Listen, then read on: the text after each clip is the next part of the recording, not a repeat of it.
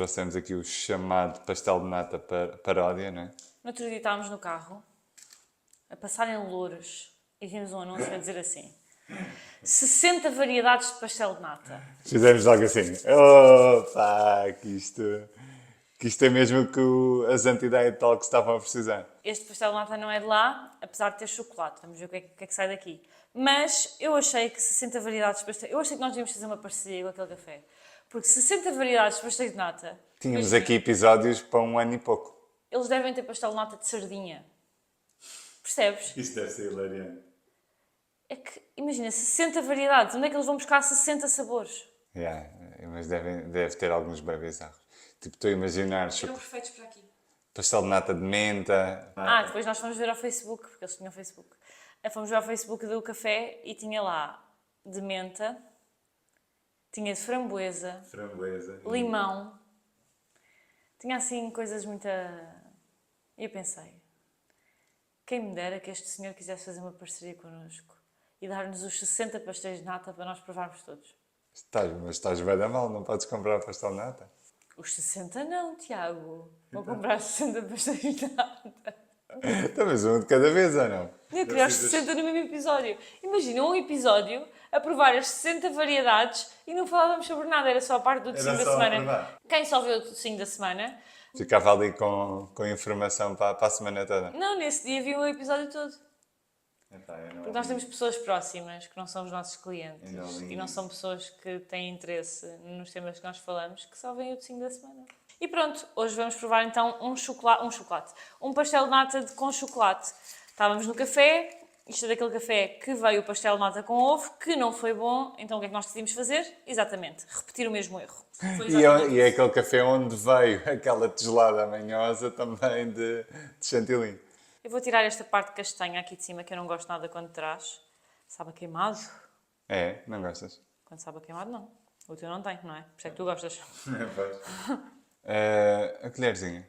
Não há colherzinha, como tem chocolate, temos que morder que é para ver. Mas era para comer a antiga. Mas eu na infância sempre comi com... Mas isto não é infância, Tiago, isto é chocolate.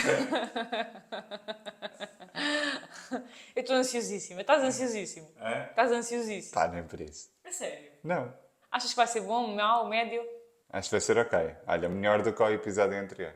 Achas que é Nutella? Ou achas que eles são... Não. Acho que eles vão ali buscar um bocadinho ao cacau mais amargo. Aí, espero que não. Eu acho que vai ser... meio termo, nada Eu acho que vai ser chocolate de leite. Eu acho que vai ser imitar Nutella, mas não Nutella porque eles não querem gastar dinheiro com a Nutella. Então puseram tipo tule e creme. Eu acho que eles vão ali apanhar a cena do negro. do negro. Eu acho. E estou rezando para que não. Estou rezando para que não. Tchim, tchim. Sim. Ganhaste. Para ainda não chegar à parte do Nutella. Eu já. Vejam por dentro, não sei se dá para ver. Mas imagina, lá está. Nutella, tal e qual Nutella. O problema... Eu ainda não cheguei à parte do chocolate, mas até agora só me sabe a limão. O problema mantém-se. Mas de limão. Mas tem limão. Só me sabe a limão. É. É mesmo Nutella. Aí, é bué da mal. Bem mau. Fica bem enjoativo. Eu não diria que é bem mau. Imagina, se me disseres assim, queres um bom docinho de ovos ou uma Nutella? Nem penso duas vezes. Claro que quero um doce de ovos, não é? Mas isso qualquer pessoa com bom gosto eu acho que pensa assim, não é? Ou seja, um docinho de ovos é sempre um docinho de ovos. Agora, se me disseres, olha, está aqui um croissant, está aqui um pastel de nata com Nutella, eu como. Mas se me perguntares se eu prefiro o tradicional, o pastel de nata normal, 500 vezes o normal. Tu não?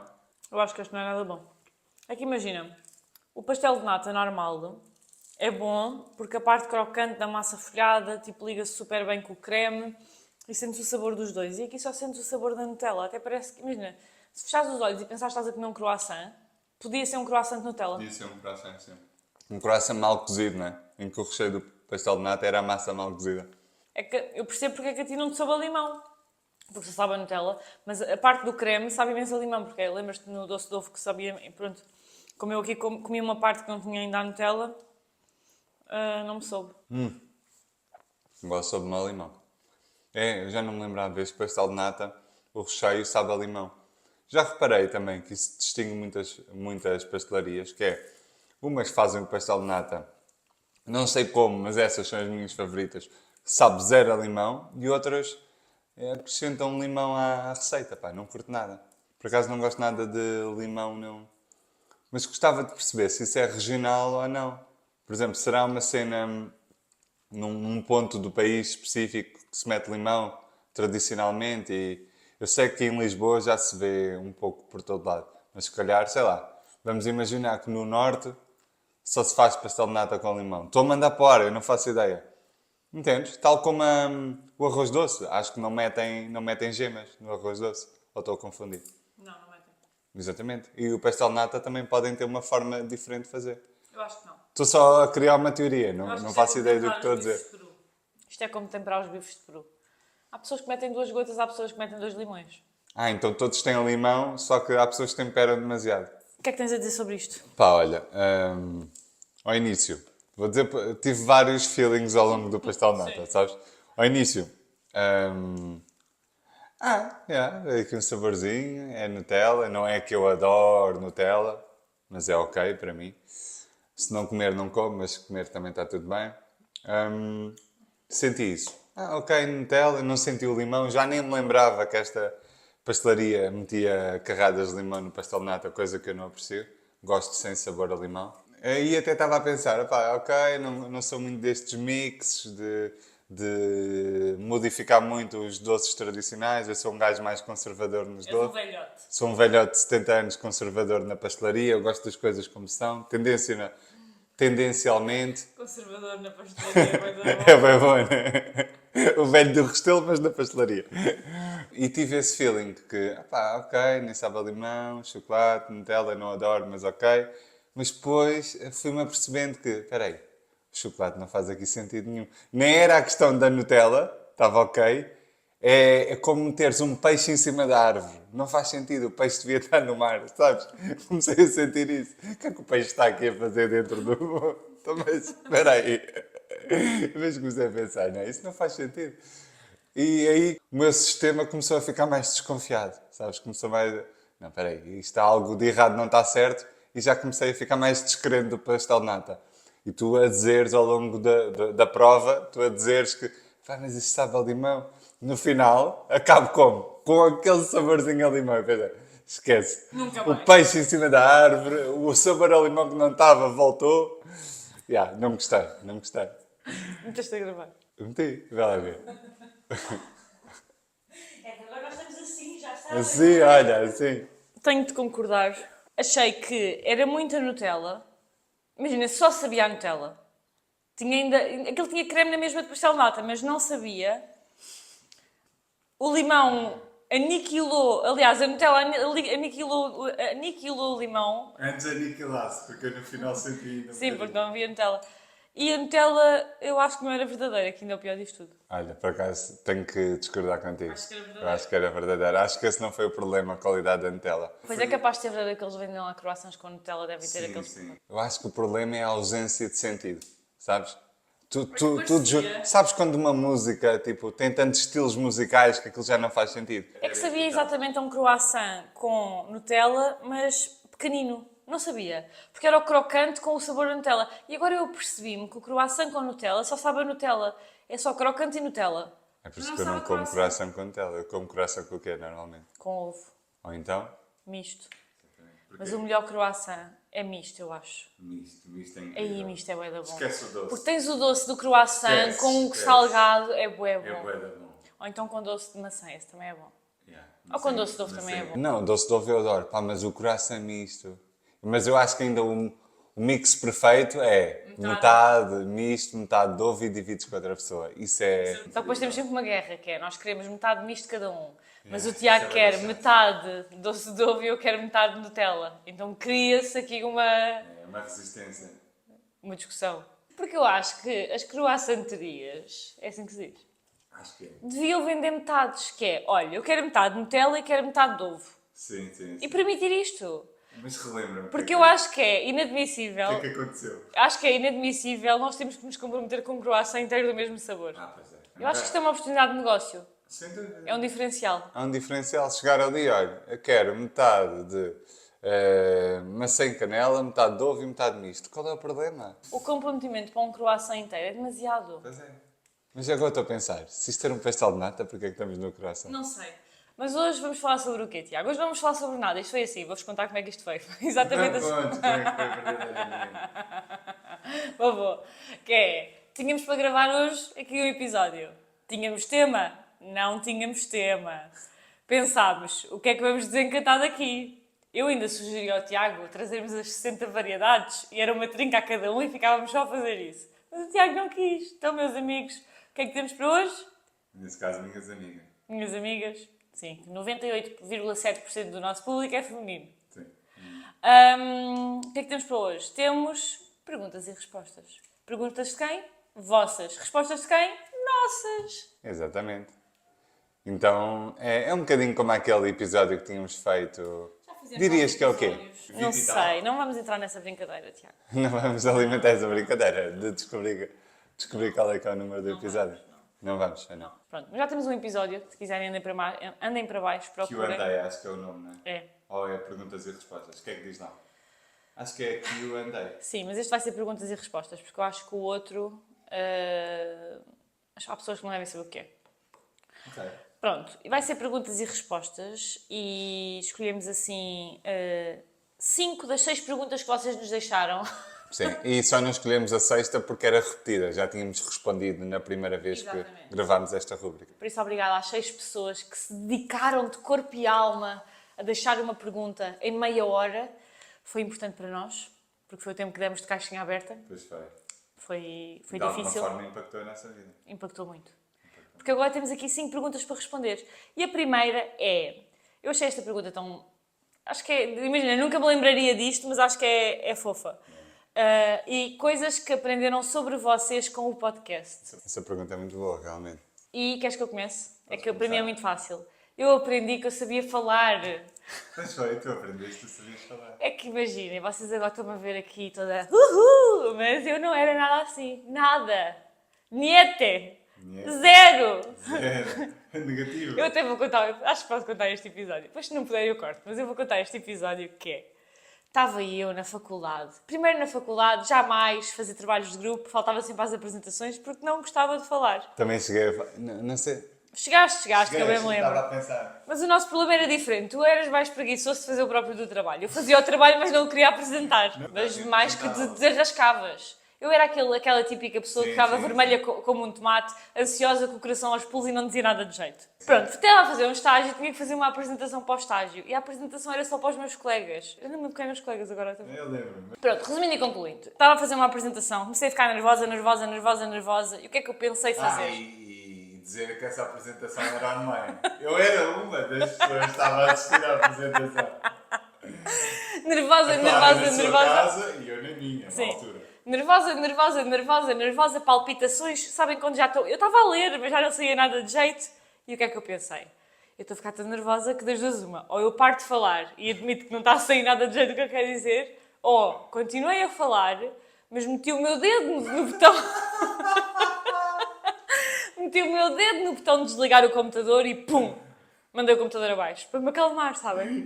Eu lembro-me do clima ter ficado do género. A Clara deve ter ficado sem internet. E eu a pensar para mim. Percebeste o que é que eu estava a fazer? Opa, percebi um pouco. Imagina, para mim não era impossível teres feito aquilo. Honestamente, não, se me perguntassem, não diria, olha, 100% que ela fez isso. Mas pá, 70-30, sabes? Ou 60-40. Estou a perceber, é que eu, ao contar isto aqui, se algum dia isto me acontecer, não de eu desligar o computador, mas de ir abaixo, ficar sem bateria, já por ficam na exemplo, dúvida, não é? as pessoas vão achar que eu fiz isso. Não, mas também temos que contextualizar isto numa época que... Eu era uma kiddo. Exatamente. E pronto. Ainda estavas-te a desenvolver, ainda não tinhas muitas habilidades para falar em público. Ou seja, não é que... Mas é que eu não tinha, Não eram tinhas muitas, nenhumas. Eu não tinha nenhuma. Tu eras um malface. Eu não tinha uma habilidade para falar. Tu eras uma alface a falar em público. E com o podcast, na verdade eu percebi que isso é treinável. Então, Totalmente treinável. e é uma coisa que eu acho que a maior parte das pessoas tem super medo de falar. É que imagina, nem era para nenhum. Imagina, nós estamos aqui a falar, mas este público eram 3 pessoas e eram meus colegas. O público eram colegas. Não Ou seja, público, não eram exato, professores, não era? exato. Então é isso. Eu acho que com o podcast, no fundo, eu não aprendi sobre mim, mas quer dizer, pode de alguma forma aprendi sobre mim, mas no fundo desenvolvi-me nesse sentido de ficar tranquila quando estou a falar. Já não fico nervosa, já não fico com palpitações, mesmo que esteja a falar com outras pessoas, ou por exemplo, quando nós fomos àquele programa de televisão, achei que poderia ficar um pouco, não fiquei nada, até fiquei surpreendida comigo própria, não fiquei nada, estava mesmo super à vontade. E o que eu sentia antes é que o meu raciocínio travava. Faziam uma pergunta qualquer e eu não conseguia... Ficas tipo em visão túnel, não é? Sim, não conseguia pensar sobre aquilo, percebes? Yeah. Isso já não me acontece. Não sei se responde à pergunta o que aprendi sobre mim, mas... Aprendeste que Desenvolver tudo o que tu consideres que são as tuas limitações são altamente treináveis. Ou seja, a vida não é estática. Não existe o não sei falar em público. Existe o ainda não sei, mas posso desenvolver essa capacidade em mim. E às vezes nós colocamos-nos num sítio, num lugar em que as coisas são estáticas. Eu não sei falar em público e ponto final. Como se a frase da vida terminasse ali. Não, eu não sei agora. Mas se eu treinar, repara, vamos fazer uma atividade física nova. Olha, eu dar o exemplo do ginásio porque tem muitas máquinas diferentes. Se é a primeira vez que eu estou a ir ao ginásio, é óbvio que eu não sei utilizar as máquinas. Concordas que se eu aprender a técnica e se alguém me explicar como é que funcionam as máquinas, eu passo a saber como é que funcionam e passo a saber executar? É exatamente igual em todas as áreas da vida, não é? Sim. E eu acho que aqui, em relação ao falar, eu acho que, como eu não gostava, eu também evitava fazer. Daí faltar às apresentações na faculdade, etc. Depois, quando comecei a trabalhar, claro que não podia fazer isso, não é? Mas tentava evitar ao máximo. Ou seja, tudo o que me colocasse nessa situação, eu tentava evitar porque era super desconfortável para mim. Então, isso fazia que, quando eu tinha mesmo de fazer e não conseguia fugir, eu, no fundo, eu alimentava aquele desconforto, ou seja, eu já assumia que aquilo ia acontecer e depois efetivamente acontecia. Então quando eu tinha uma nova possibilidade de fazer diferente, eu agarrava-me às experiências que tinha tido no passado para contar a história a mim mesma que aquilo ia correr mal, percebes? E no fundo o podcast ajudou-me a... Imagina, claro que o primeiro episódio, não que vocês tenham acesso, é privado para nós, não correu super bem, mas foi ok. E depois, como nós tínhamos que fazer todas as semanas, no fundo, chegou um ponto em que eu lembro-me de nós comentarmos... Lembrar às pessoas que as Anti-Ideia Talks não começaram no formato de hoje. Pois. Começaram no formato em que fazíamos ao vivo. Só para a nossa comunidade. Sim, mas isso ajudou-nos a desenvolver. E eu lembro-me de, às vezes nas talks, tipo, já a meio ou assim, nós sairmos e eu pensar, eu até gosto, afinal até gosto, só que como eu antes eu criava no fundo aquele desconforto todo, estás a ver? Eu alimentava aquele desconforto, nem me permitia gostar. Então, pronto, foi isso. Acho que foi isso que o podcast me ensinou. E agora que eu já roubei todos estes 20 minutos de podcast, conta-nos tu o que é que o podcast te ensinou a ti. Olha, a mim também. E seguimos para o próximo tema, sabes? Sim. Já não tenho mais tempo. Não, estou a brincar. Mas não te estendas como eu, que eu sei como é que tu és. Tu apanhas uma oportunidade e agarra-la. Não, olha, eu estava a pensar agora no final, não tinha nada pensado, mas estava a pensar onde é que o podcast me ajudou, é isso? Coisas que aprendi sobre mim próprio. Olha, aprendi, óbvio que aprendi isso, tu também estás a dizer, não é? Que é possível melhorar tudo aquilo que nós queiramos melhorar se estivermos dispostos a pagar o preço. Neste caso, pagar o preço é gravar com regularidade.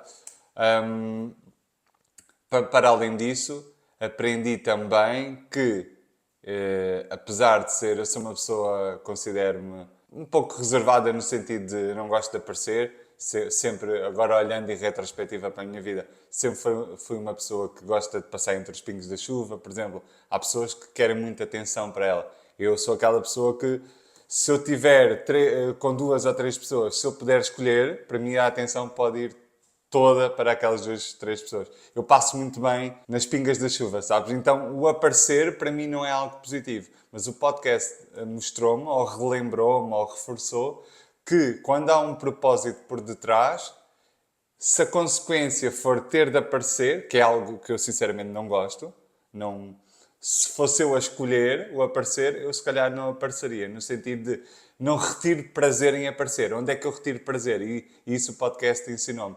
No propósito que eu tenho por detrás do que eu faço, entendes? Ou seja, então o podcast ensinou-me isso, ensinou-me que, ok, mesmo que tu sejas reservado, mesmo que tu não gostes de aparecer, se o teu aparecer, se a tua presença for sinónimo de ajudar na transformação de outras pessoas, ajudar nem que seja 1% na vida de dezenas de pessoas, então isso faz valer a pena e dá para retirar essa questão do eu não gosto de aparecer para o... Não é acerca de gostar, é acerca de querer colaborar e ajudar outras pessoas. Então o podcast relembrou-me ou ensinou-me ou reforçou-me acerca disso.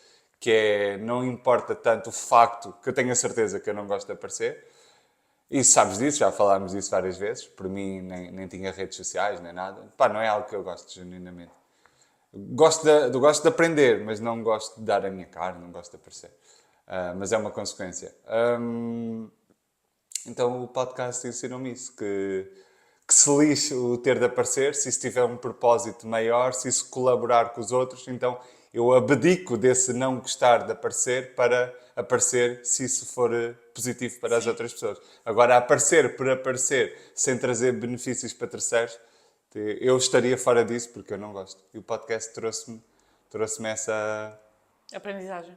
ao reforço. Se calhar eu já sabia, mas relembrou-me. Próxima pergunta. Qual foi o vosso tema preferido de todos os podcasts que fizeram? Era giro tu tentares adivinhar o meu e eu o teu. Só numa tentativa. Eu sei o teu. Sabes qual é que é? O teu é o da autorresponsabilidade. Aí, pois é. Como é que tu sabes? É da autorresponsabilidade porque tu gostas desses temas. Então o teu é esse. E o meu, consegues adivinhar? O teu, como melhorar a relação com o corpo. Nada a ver. Nada a ver. Já é bem antigo o meu, por acaso. Não sei. O meu é o do MyFitnessPal, de porque é que não se deve contar calorias. sério? Imagina, o episódio, eu já não vejo o episódio há muito tempo, mas pronto, fui eu que o editei, então eu vi 2 vezes. Vi aqui nós a gravarmos e vi depois na edição. E acho que ficou super bem explicado, super bem estruturado. Já várias clientes me disseram em consulta que viram aquele episódio e que mudou muitas coisas na visão delas por causa disso.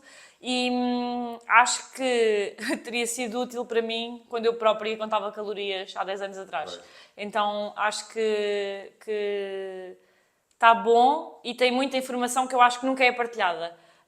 Eu sinto um bocado isso no geral com o nosso podcast, porque é um bocado fora da caixa daquilo que se costuma fazer na área da nutrição, mas esse episódio em específico sinto que ainda mais. Depois, qual foi a maior experiência que já tiveram juntos? Olha, eu tenho que dizer que a Guatemala é uma das maiores experiências que já tivemos juntos. Pá, é que me vem assim à cabeça muito rapidamente.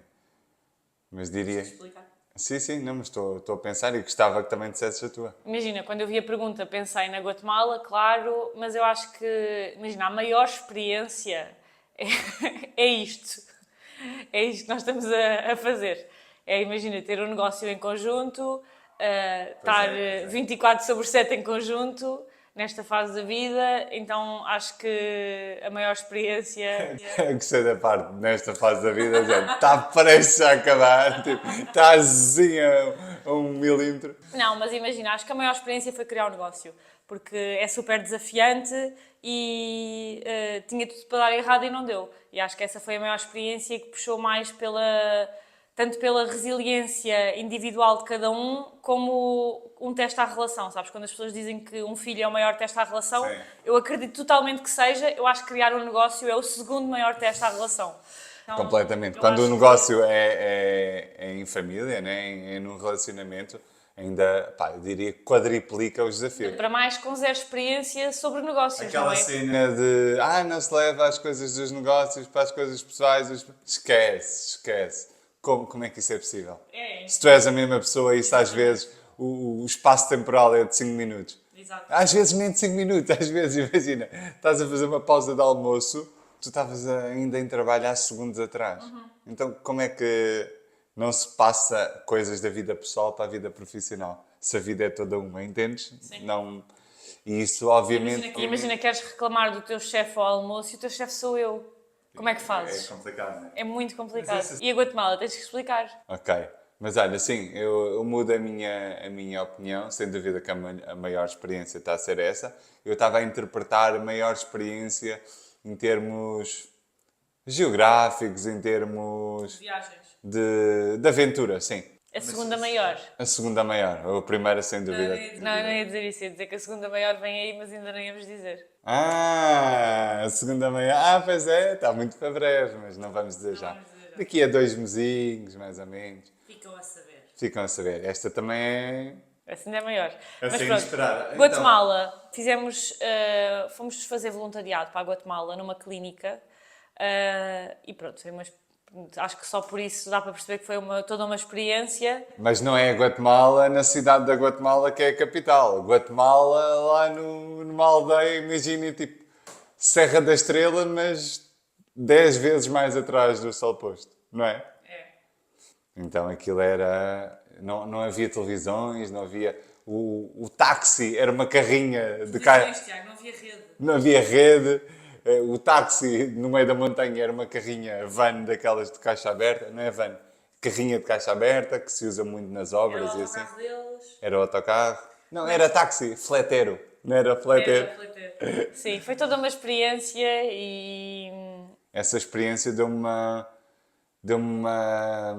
visão de mundo diferente. Eu lembro-me na altura, impactou-me bastante. Tipo, ver que o meu mundinho interno não é nem perto nem de longe aquilo que é a realidade.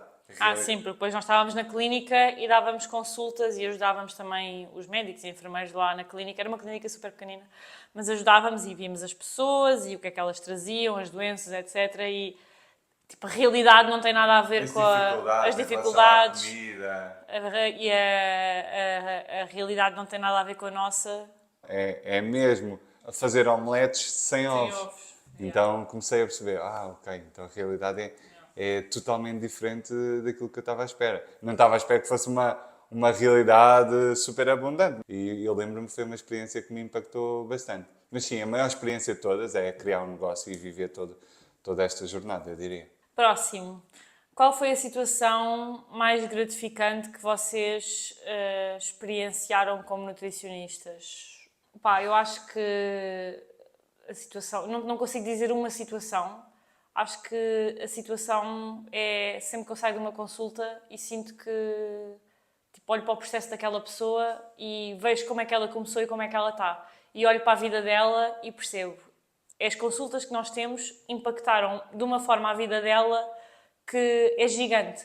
E eu acho que a maior experiência para mim é essa, é olhar para uma pessoa passado um ano e ver o processo que ela fez e ver como a vida dela está muito melhor e tipo, no fundo fomos nós que ajudámos ou facilitámos que ela... Facilitámos o caminho, não é? Facilitámos o caminho dela para ela conseguir chegar a esse ponto. Então, não consigo pensar numa experiência isolada, mas consigo pensar, no fundo, neste momento estou a falar e estou-me a passar tipo, várias clientes pela cabeça e a pensar em como consegui, ou como o nosso trabalho conseguiu contribuir Como para... conseguiram em equipa? Sim, como conseguimos,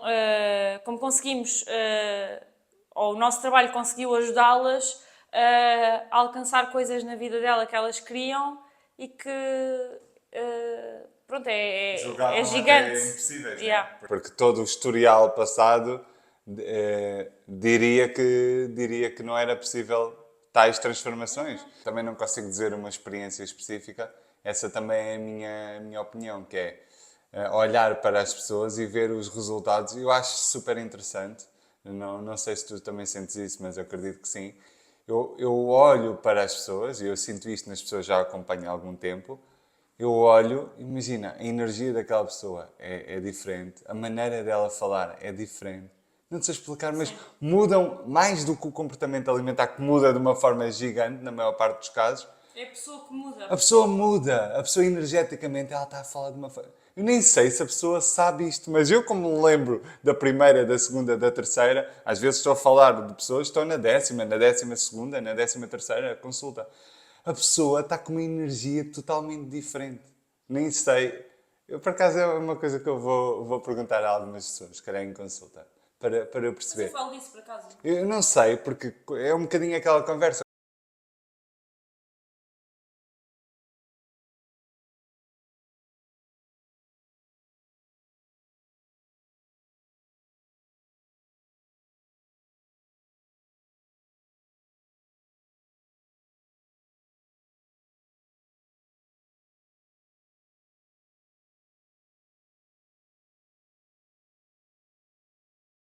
está mais pacificada com a alimentação, com a vida, com o corpo, sabes? A pessoa está mais positiva, de forma geral. E eu acho que isso é das coisas que são mais gratificantes, assim, no meu dia-a-dia, em termos de consultas. É o que eu mais gosto, é de ver essa transformação interna das pessoas, que depois até passa para a energia que elas emanam. Isso é bastante claro para mim. Consigo ver na maneira delas falarem, na postura, no contacto visual e tudo, dá para perceber as transformações da pessoa. Mais confiantes e tudo na maneira de falar. Não sei explicar, mas eu sinto muitas alterações. Sim, elas próprias muitas vezes mencionam alterações na vida delas que depois às vezes não tem nada a ver com a comida. É só Mas é engraçado ver isso até sim, na maneira, pequenos sim. pormenores da fala, etc. Yeah. E depois, última pergunta. Tiveram alguma experiência pessoal que vos fez seguir esta área do comportamento alimentar? Bem, esta pessoa não assiste o podcast. Não assiste. Porque se assistisse, já sabia. Não, estou a brincar. Mas sim, eu acho que já partilhei, por acaso, nesse episódio de perguntas e respostas, porque acho que nos perguntaram na altura porque é que tínhamos iniciado esta área, acho eu. Recordo-me qualquer coisa. E acho que nós explicámos. E sim, eu já fiz todas as dietas. Não fiz a da seiva. Falta-me só essa. Está programada para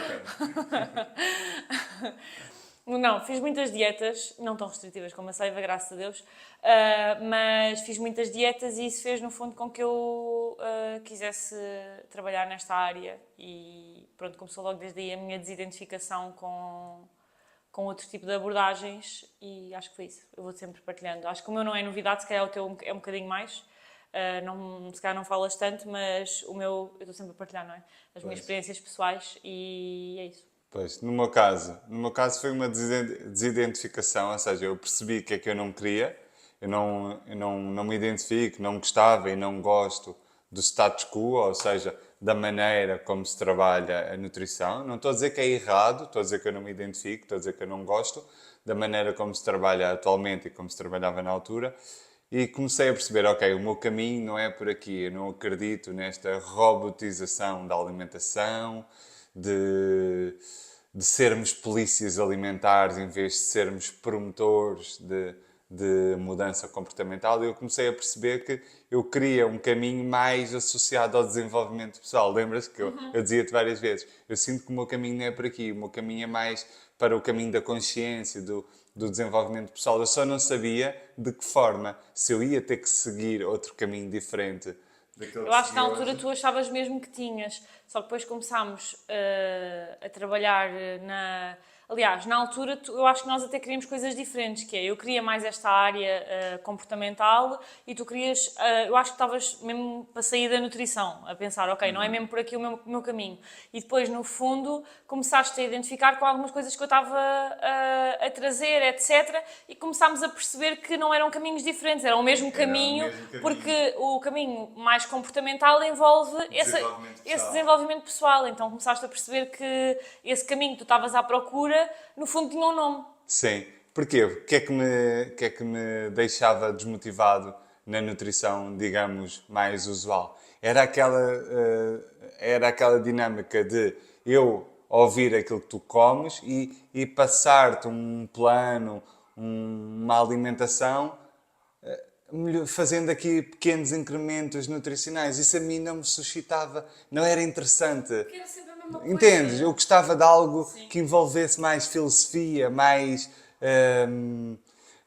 ter de abandonar quem eu era para me tornar em quem eu sou realmente ou quem eu quero ser. Percebes? Um processo transformacional e não um processo, muitas das vezes, prescritivo apenas, não é?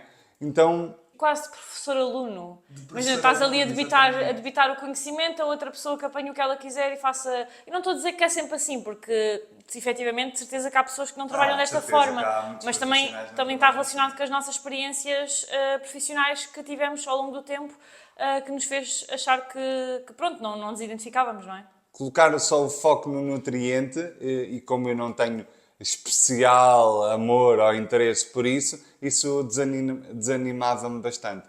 Então, esta junção de uma nutrição que fosse mais ampla, que procurasse entender o ser humano com a sua complexidade, trabalhasse aqui a componente mental que é a mais importante para termos uma alimentação equilibrada e um estilo de vida mais positivo, e isso foi o que me encantou. Mas no fundo, quem teve o mérito de trazer isso foste tu, não é? Uhul! Mas no fundo é verdade. Ou seja, tu é que acabaste por trazer, e isso permitiu-me ao longo do tempo perceber que, espera, então eu não preciso de mudar de área.